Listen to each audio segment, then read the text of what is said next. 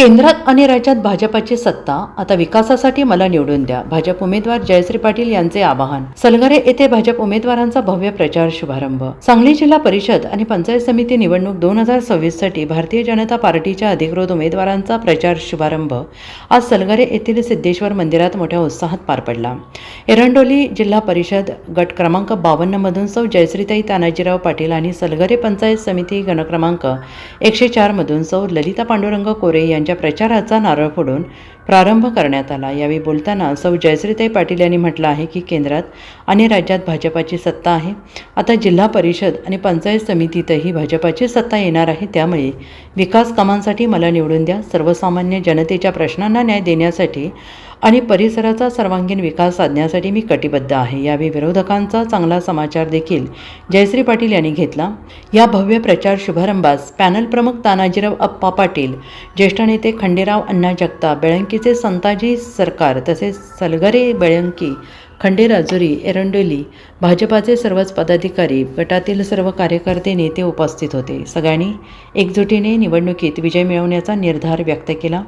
विकास, पारदर्शक कारभार आणि जनतेशी थेट संवाद या मुद्द्यांवर प्रचार करण्याचा निर्णय यावेळी घेण्यात आला. कार्यक्रमाला उत्स्फूर्त प्रतिसाद मिळाला असून परिसरात निवडणुकीचे वातावरण तापलेलं आहे. भारतरत्न डॉक्टर बाबासाहेब आंबेडकर, पुण्यश्लोक राजामाता अहिल्यादेवी होळकर, अण्णाभाऊ साठे या सलगर गावचे ग्रामदैवत श्री सिद्धेश्वर यांना प्रथम प्रचार शुभारंभाच्या कार्यक्रमाच्या निमित्तानं अभिवादन करतो. आज जिल्हा परिषद पंचायत समितीच्या निवडणुकीच्या प्रचाराच्या शुभारंभाच्या निमित्तानं या ठिकाणी उपस्थित आमच्या मिरज विभागाचे ज्येष्ठ नेते, आमचे मार्गदर्शक आदरणीय खंडरावांना, त्याचबरोबर या ठिकाणी आमचे दुसरे सहकारी मित्र भागवा रक्षक तरुण मंडळाचे अध्यक्ष राजेंद्र गायकवाड, आमचे सहकारी मित्र प्रदीप वाघमारे, त्याचबरोबर या ठिकाणी द्राक्ष बागायतदार संघाचे संचालक आमचे सहकारी संताजीराव गायकवाड सरकार, त्याचबरोबर बेळंकी गावचे माजी सरपंच आमचे गुरुवर्य आदरणीय कोरे सर, त्याचबरोबर माळी गुरुजी, आमचे दत्तर काका, इथं आलेले सर्वच मान्यवर बंधू भगिनी आणि मित्रजन.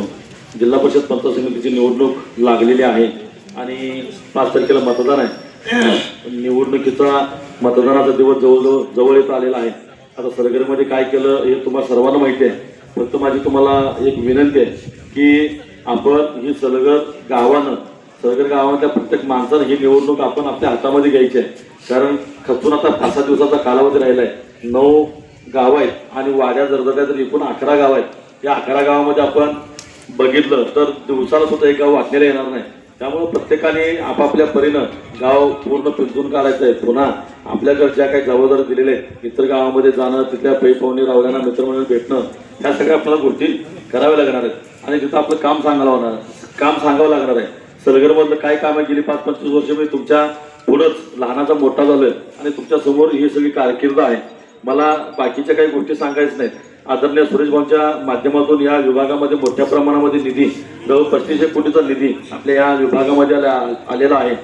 वास्तविक आमदार साहेब आपल्यासोबत नसताना सुद्धा या ठिकाणी आपण बरीचशी कामं या विभागामध्ये करून आणलेली आहेत आणि म्हणून या ठिकाणी कामकाज करत असताना थोडंसं भाऊंच्या माध्यमातून म्हणजे आमदार आपला विचारत असल्याशिवाय आपण या ठिकाणी कामकाज करू शकत नाही. म्हणून आदरणीय जयश्रीताई मदन भाऊ पाटील यांच्या सोबत आपण भारतीय जनता पार्टीमध्ये प्रवेश केला. मी एकच सांगतो की आमदार आपल्या विचारत असता तर आपल्या सलगर गावामध्ये जे प्राथमिक आरोग्य केंद्र उभं राहिलेलं आहे ते 6-7 वर्षापूर्वीच उभं राहिलं असतं. बांधवनं 2012ला मगाशी अण्णाने सांगितलं की बेळंकीच्या ग्रामीण रुग्णालयासाठी सातत्याने मी असेल, अण्णा असेल, थोडके वसंतबाबू असतील, बाबा वाघमारेचं जाणं येणं असायचं. त्या पिरियडमध्येच या ठिकाणी प्राथमिक आरोग्य केंद्र सलगरला करून घेण्याच्या दृष्टीनं प्रयत्न केला. त्याला काही नॉर्म्स असतात की सलगरचा दवाखाना किंवा प्राथमिक आरोग्य केंद्र देत असताना त्या गावची लोकसंख्या 5,000 असली पाहिजे. जिथं प्राथमिक आरोग्य केंद्र होणार आहे त्या विभागाची लोकसंख्या 25,000 असली पाहिजे.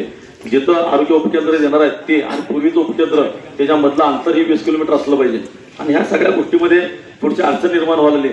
काही डोंगरी भागामध्ये प्राथमिक आरोग्य केंद्र देण्याचं धोरण शासनाचं चालू होतं आणि त्यावेळेस चाबूकसवाडीला एक डोंगरी भाग म्हणून ती PSC मंजूर केली की गव्हर्नमेंटच्या अधिकाऱ्यांनी सुवात चव्हाण म्हणून त्या ठिकाणी आरोग्य अधिकारी होते. त्यांचं मध्ये या 2 वर्षापूर्वी अपघाती निधन झालं. त्यांनी एक सांगितलं की प्राथमिक आरोग्य केंद्र मंजूर झालं की कॅन्सल करता येतं, ते स्थलांतर करता येतं. म्हणून चाबूकसवाडीला तो दवाखाना मंजूर करून घेतला आणि सलगरला स्थलांतर करताना त्याच राजकारण आलं आणि त्यावेळेस मग बऱ्याच जणांनी विरोध केला. आमदार आपल्या विचाराचा नसल्यामुळं या ठिकाणी आपल्याला तो दवाखाना करता आला नाही. Bureau report SPN Marathi Sangli.